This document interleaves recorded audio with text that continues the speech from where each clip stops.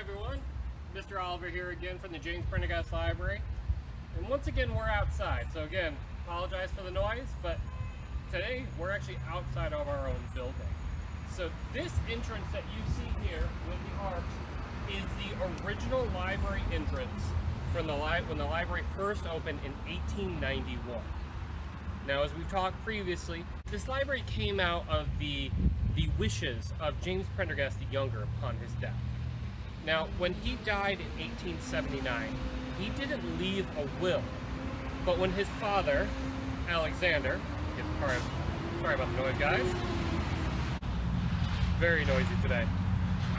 So when Alexander was going through some of James's papers, he found this memo, and in this memo, James talked about wanting to create a free library for the city of Jamestown.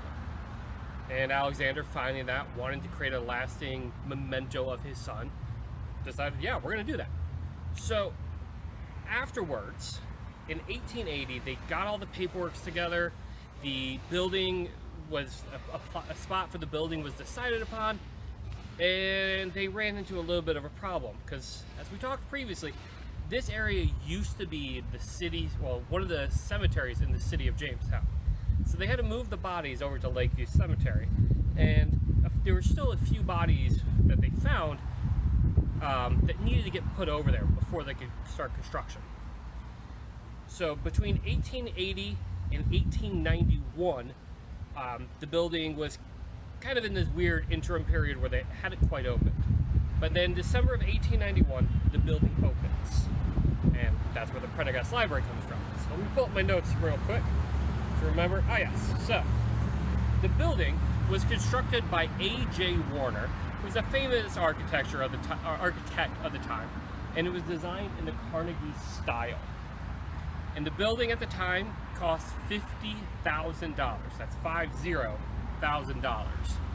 $35,000 came from the sale of one of the buildings that the Prendergast family owned, and then the other $15,000 came from the estate of Mary Prendergast, the mother of James Prendergast.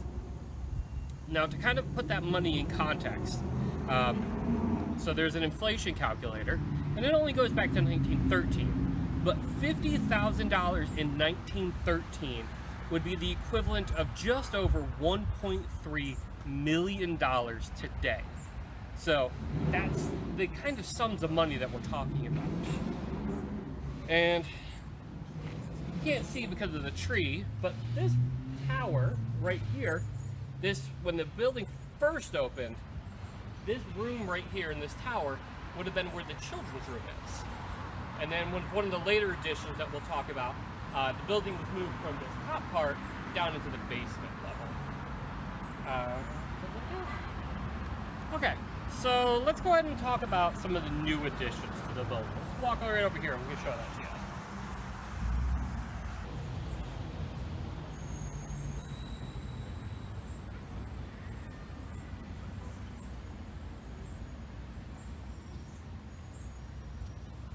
Okay, so as I mentioned, the original part of the building was finished in 1891. And for the next 60, 70 years, the building remained largely unchanged. There were some internal things that they did, putting in some new bookcases, changing how the style of the bookcases were. But the exterior, largely unchanged. But they decided to increase the space of the library.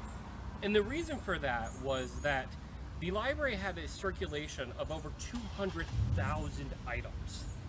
And to think about that, of the libraries that had a circulation that size, our library was a third of the physical size of any other library doing that.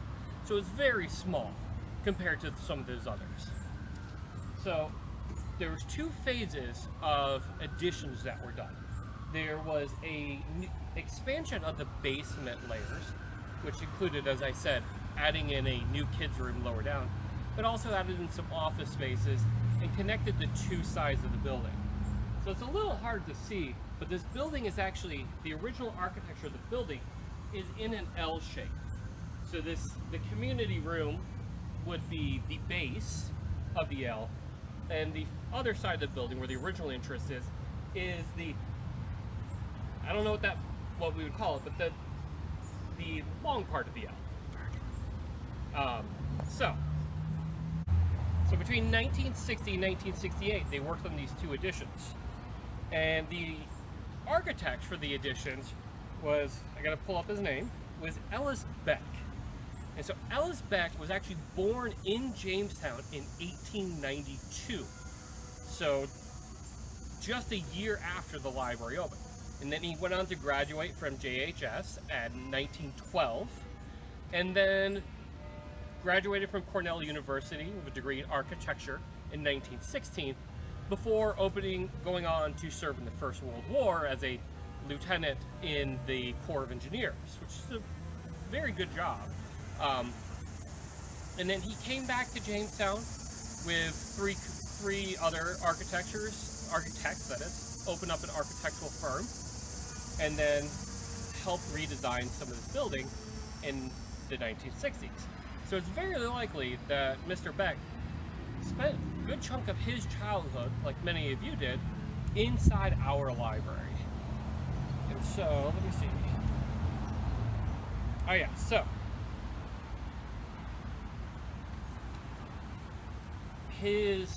the additions that Mr. Beck added on to the library actually increased the foot space of the library by 10,000 square feet.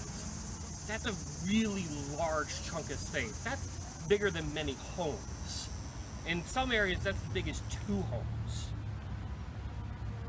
And so the last part of the additions was actually the front part of this building here, where most people go in today to look up items. They go into the kids' room, which for a while was called the new kids' room because the older parts. And then we also moved in 1964 all of our service desks from the old entrance down here, firmly moving the library's books and materials down to this side, and all the office spaces upstairs. So that's just a little taste of the history of our building. It's a building rich in history. There's a lot of cool features to it, and we'd love to see you guys come in sometime. So I'm Mr. Oliver from the Prendergast Library, wishing you a good day.